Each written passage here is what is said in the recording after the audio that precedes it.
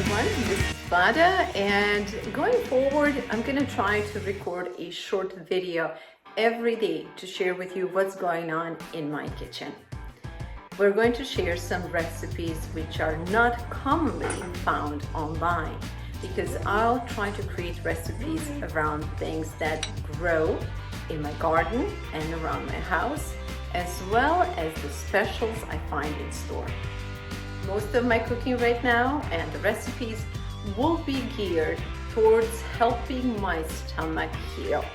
I shared with you that ever since childhood I have had issues with my digestive system, and now that I'm in my 50s, I'm trying to listen to my body, and I'm trying to take time and give the attention to what I truly need to heal my gut. But in any case, as I cook, and I do cook every day, I will share a video with the rest of you just to give you some ideas, tips, and ultimately to encourage you to start cooking again for yourself and for your family, because nothing in the world is most important than your health, freedom, and then your health and the health of your family. So with that said, let's start this journey, and on the days where I share only my hands and the food, just know that that morning I woke up and I did not have time to comb my hair or wash my face, but I will still try to deliver these recipes to you. And obviously I would love to hear your comments. So some of these dishes will be something that will inspire you to cook. Other dishes you might look and say, what is she thinking? And she's out of her mind. I know better than most that gut health is not a laughing matter. So these days, one of the things that I love to have in my kitchen is obviously a sourdough bread. I make kombucha, and I always have some very, very strong beef broth in my freezer. So with ingredients like this, I'm trying to bring better bacteria to my gut and to create dishes which are easier to digest. This is what I picked up from my garden earlier today. I have some fresh lemons, parsley, thyme, oregano, sage, and I have some garlic and onions. On this side, I have some dill, basil, a couple of leaves of a beet plant, and I have this surprise plant that I picked up in my yard. This is purslane, and it grows as a weed in Southern California. Today I'm making a simple soup with bone broth, which I have pre-cooked. And as you know, I make this once every 2-3 weeks, and I have jars and jars of this in my freezer. So on the days when it's too hot outside and I don't feel like making a big meal, I can just take some broth out and go to the garden, pick up some vegetables and herbs and make a quick soup. So this soup will have a few unexpected ingredients, and I want to show you what we're doing. I'm going to start with pre-washing the herbs. I'm gonna pre-cut one young onion and one young garlic. For those of you who don't have fresh onions and garlic, you can use maybe 1/5 of an onion and maybe a couple of cloves of garlic. We're gonna get this cooking first, and I'm gonna go back and I'm gonna use the green part of onion and garlic because this is all very nutritious and it will add a lot of texture and flavor to the soup. These days I don't eat a lot of onions and garlic because somehow they're heavy on my stomach, but when they're young like this, and if I use it in moderation, it seems my stomach can tolerate it. All right, now here is our most unusual ingredient, which again grows as a weed in California. This plant is called purslane, and for years I fought this plant in my backyard. But now that I know that it's edible, I let it grow. We'll cook the vegetables in a little bit of olive oil until they become soft and almost golden brown. Here comes our key ingredients. If you take a look, this is a room temperature broth, and yet it's still solid. That's how dense and strong it is. This is where the powerhouse of this soup is. All the nutrients, protein and calcium, and all sorts of other nutrients from bone marrow are in here. That's why it's important for you to try to make your own, because the store-bought broth doesn't quite cut it.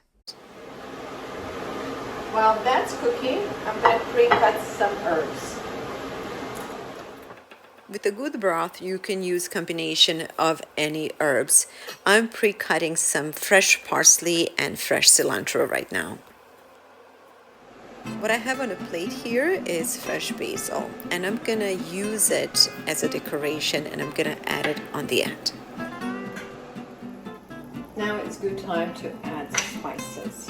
So salt for taste, a little bit of black pepper at this time, and then we're going to add a little bit more once we are done. When it comes to making soups, I love using fish sauce. It really adds a lot of flavor. So if you're not opposed to fish sauce, I would say add a little bit. It will also bring some salt to it and a whole lot of flavor. Just a little bit. Okay. If you watched my video yesterday, you saw me make pasta. So I'm just going to use a little bit of this pasta for the soup. I'm going to use this end part as well. These were all the leftovers. Right. And since you're cooking for yourself,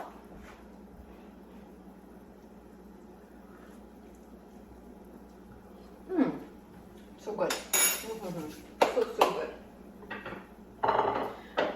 Once you try it, tailor it to your liking, to your flavors, to things that you like, because there are a lot of things, a lot of spices that I loved in cooking, but I could not use them because kids didn't like it. Now that I cook for myself, basically you can tailor your dish any way you want. So I'm gonna let the pasta cook just for a little bit, and then I'm gonna finish it off with all of these herbs and with the fresh ginger. I'm finding out that our bodies know when you are taking care of them. And it's taking time to cook for yourself. It's nurturing, not just from the within, but it's also nurturing mentally. It's like acknowledging that, okay, I have time. I will not let you eat whatever. I will take care of you. And all of those things are important. That's it. I like my pasta al dente. And you can tell this pasta is holding up really good because it's homemade and it has a lot of eggs inside. So now that this is done, I'm gonna add herbs, and as you can see, I'm adding a lot of herbs. This is something that my kids would complain constantly about. It's like, oh, how much parsley is enough, Mom? But I think herbs are great in our diet. They deliver a lot of flavor and a lot of health benefits. Okay, one thing that I did not add in here is sage. So I'm just gonna go chop up one leaf of sage and add to the soup. Oh, check out these beautiful sage flowers. Aren't they gorgeous? I just love them. They're beautiful. I'm gonna put them on my coffee desk. When it comes to sage, sage is very intense in flavor. So if you're not used to adding sage to your dishes, just go slowly, add a little bit, see how you like it. And if you get used to it, you can gradually add more and more as you cook. I'm adding 2 leaves today.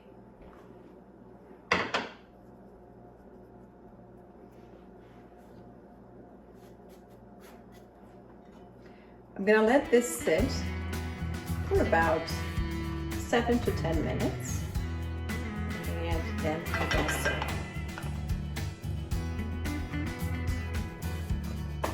almost forgot. This is frozen fresh ginger, and I like to add a couple of cubes right after soup is done. So this way the freshness of the ginger will remain in the soup.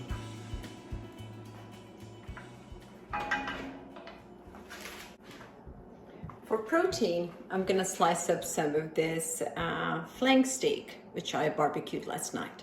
Just a couple of thin slices on the top will give us enough protein for this meal.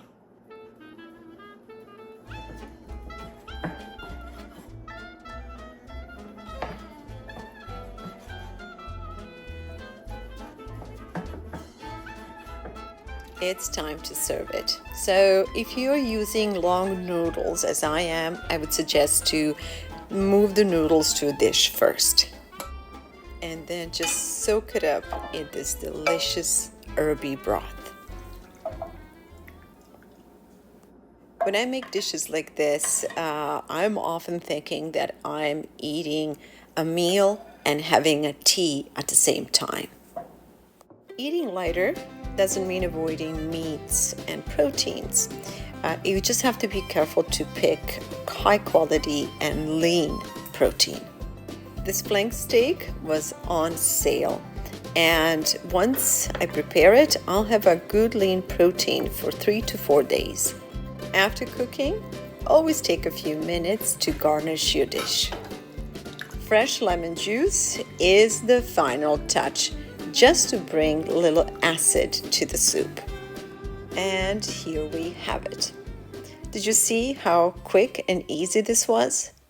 The majority of work was already done by pre-making the bone broth and having the noodles ready.